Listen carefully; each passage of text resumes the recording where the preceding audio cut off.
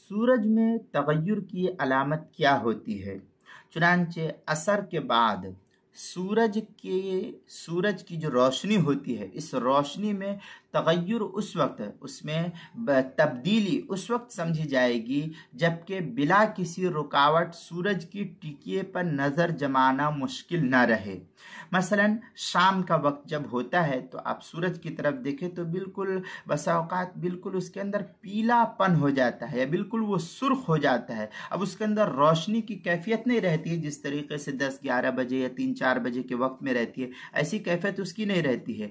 अब जब उसके ऊपर नज़र का जमाना, हमारा देखना बिल्कुल बराह रास्त इस तरीके से सूरज को हम देख सकते हैं, हमारे देखने में कोई क्या नाम है रुकावट ना हो सकती हो, तो अब ये कहा जाएगा कि सूरज के टिकिए के अंदर तगय्युर हो गया, तबद्दुल हो गया। अब ये अपने असल जो रोशनी इसकी थी, इसके अंदर से ये रोशनी ख़त्म होकर के अब इसके अंदर तब्दीली वाक़ हो चुकी है। तो इस तब्दीली के वक्त में जो गुरूब हुआ है, ये इस वक्त में, ऐसे वक्त में तगय्युर होता है, ऐसे वक्त में नमाज नहीं पढ़ना चाहिए।